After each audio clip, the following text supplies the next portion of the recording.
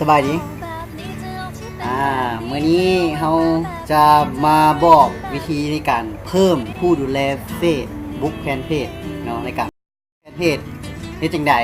และเฮ็ดวิธีใดเพื่อจะให้คนที่เขาเจ้ายิงเพจยิงโฆษณาของเพจของท่านนั้นเนาะให้เข้าใจได้ยิงได้ง่ายขึ้นบางคนเมื่อเราเข้าเพจบุ๊กเข้ามาแล้วเนาะเพจของเข้ามาที่ตั้งค่าเนาะ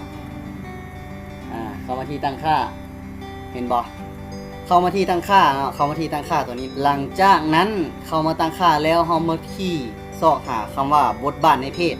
บทบาทในเพจมันอยู่ที่เบื้องซ้ายมือเนาะนับเป็น1 2 3 4 5 6 7 8เนาะถ้าสมมุติว่าเป็นภาษาอังกฤษเนาะนับจากข้างซ้ายลงมาเป็นสุดที่8เป็นสุดที่8เนาะก็คือคลิกเข้าไปเลยเนาะคลิกเข้าไปบทบาทในเพจเนาะ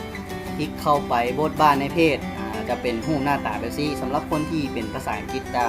จะลองเข้าเบิ่งเนาะหรือว่านับเนาะตัวนี้ข้าพเจ้าเฮ็ดเป็นภาษาไทยเนาะเพื่อในการอ่านง่ายหลังจากนั้นก็เลื่อนลงมามันจะมีคำว่าผู้ดูแลเฮาเขียนผู้ดูแลอันนี้เป็นเพจส่วนตัวข้าพเจ้าดูแลเองเนาะมันจะเขียนว่าเป็นอย่างนี้หลังจากนั้นเฮาเข้าไปตัวที่คำว่าแก้ไขแก้ไขคลิกเข้าไปเป็นนี้แก้ไขเนาะอันนี้คือเพจของข้าพเจ้ามันจะเป็นที่ว่าตัวดูแลในเพจเรียบร้อยเนาะมันจะบ่ให้เด้งขึ้นมาหลังจากนั้นเราก็คลิกเข้าไปวันนี้เนาะวันนี้มันชื่อว่าแก้ว KVS เนี่ยหลังจากนี้เข้ากรอกวันนี้เนาะสีฟ้านี่เนาะลึบออกแล้วก็เขียนชื่อที่เราจะให้ผู้ที่จะยิงเพจนั้นผู้ดูแลเพิ่มเพจนั้นเขียนชื่อเพจของข้าเจ้าเข้าไปหลังจากนั้นคลิกแล้วก็บันทึกนี้ปุ๊บ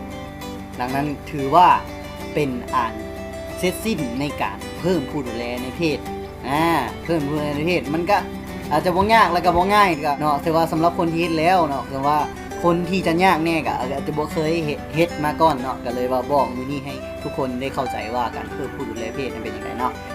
หลังจากนั้นนี่ก็คลิกส่งไปแล้วก็แจ้งทั้งผู้ที่รับว่าเพจของเราได้แจ้งไปแล้วเนาะดังนั้น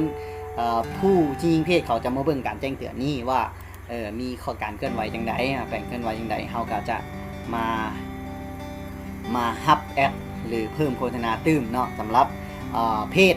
นี้นะสำหรับในการแนะนำเพจมื้อนี้ข้าพเจ้าเป็นคลิปสั้นๆเป็นที่ข้าพเจ้าได้มาบอกวิธีในการเพิ่มผู้ดูแลเพจเฮาเป็นจังไดเนาะใจเนาะสำหรับคนที่ติดตามเนาะก็จะว่าติดตามไปเรื่อยๆก็จะมีคลิปดีๆมีข่าวสารอย่างดีๆมาบอกกันอีกไปเรื่อยๆเนาะสำหรับคนที่อยากให้ข้าพเจ้ามาบอกว่าวิธีการเพิ่มผู้ดูแลจังไดหรือว่าการเกี่ยวกับโฆษณาทาง Facebook หรือว่าเป็นจังไดก็สามารถสอบถามกันได้เนาะก็เขียนคอมเมนต์ก็ว่าเข้าใจหรือว่า